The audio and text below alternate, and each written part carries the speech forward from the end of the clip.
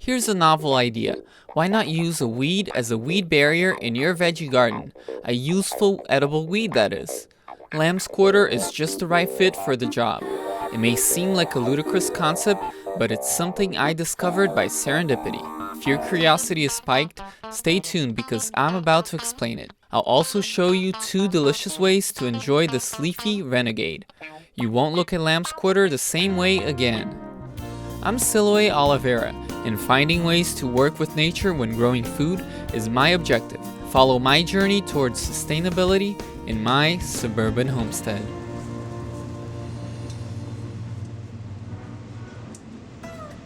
You may remember from previous episodes how I planted leeks and onions and then carrots into this bed in my front garden.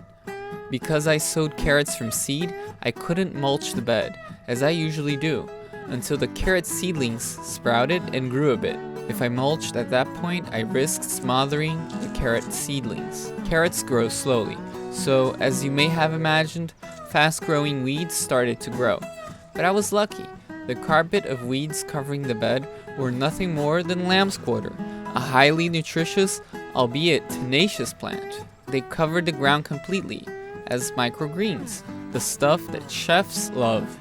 I went about harvesting them with scissors, being careful not to cut the carrot seedlings. Now don't get me wrong, I hate weeding and even more thinning, but this I would categorize as neither. I was harvesting. I can live with that. This phenomena didn't happen without a cause, but I didn't plan it.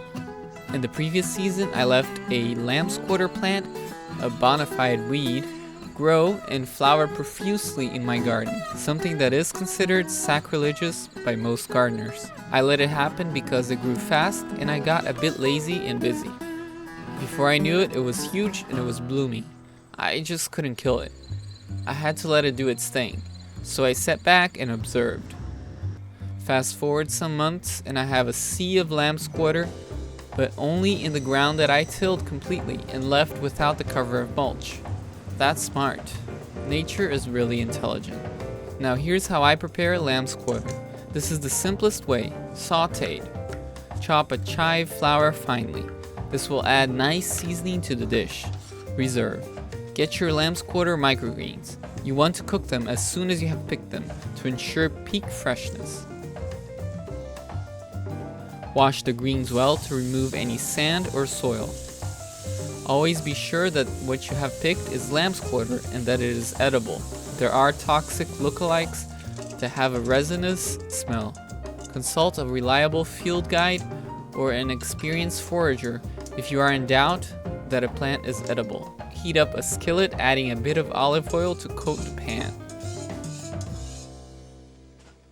Add the chopped chive flower and the lambsquarter leaves. It's good to do this quickly on a hot pan.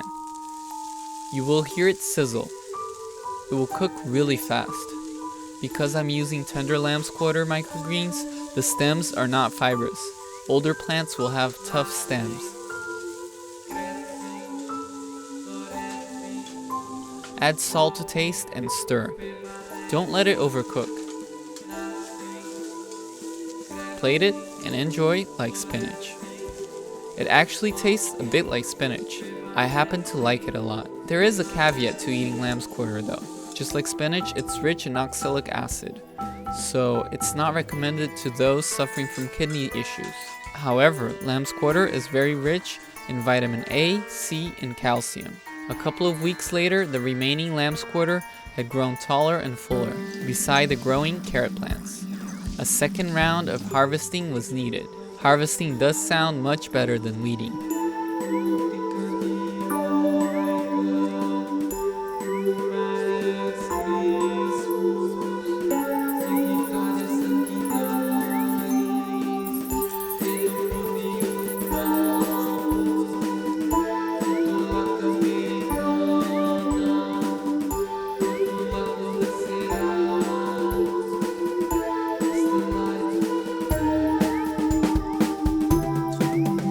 This time I'm picking them to make a delicious dip, much akin to creamy spinach dip. The stems on the lambsquarter plants are still tender enough to eat when cooked at this point, making the recipe perfect at this time.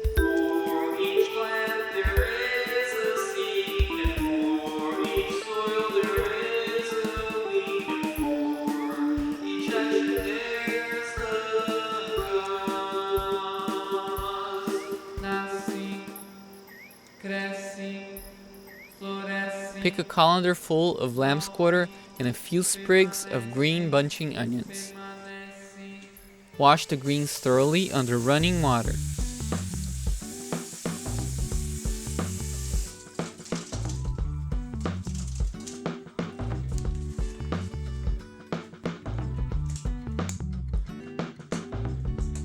Chop the greens into rough pieces.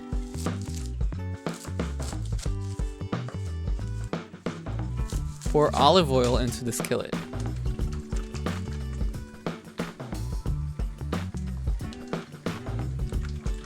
Add cumin seeds and let them infuse into the heating oil. Be careful so they don't burn.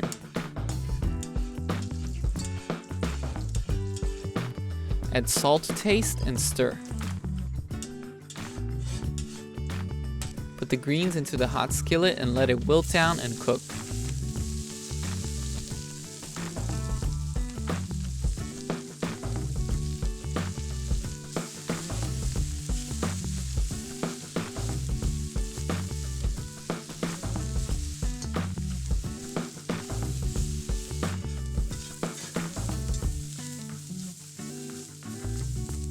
Into a food processor, add about 1 cup of cooked garbanzo beans, or chickpeas, and about 1/4 cup of tahini, or ground sesame seed. Pour about 1/8 cup or so of extra virgin olive oil into the food processor.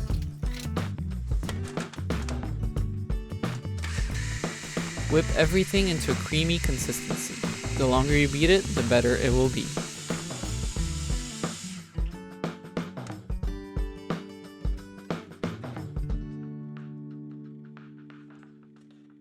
Add the cooked greens into the mixture. Squeeze the juice of a lemon and a lime into the dip.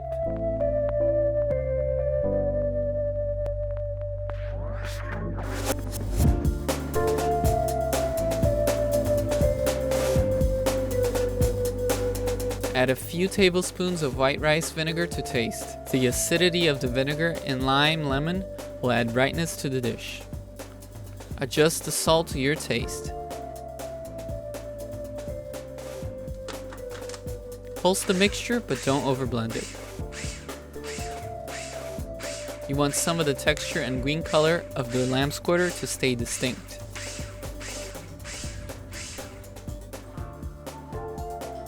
Pour the dip into a bowl and enjoy.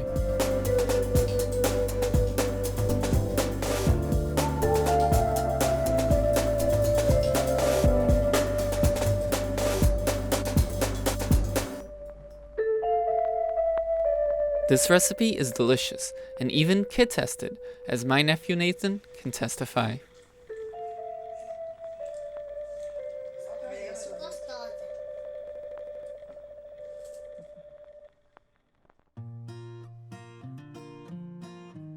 If you've watched Suburban Homestead previously, you may have heard me talk about a channel I like to watch, Lolita's Garden, and Ian put a new video up, which is really awesome, if I say so myself.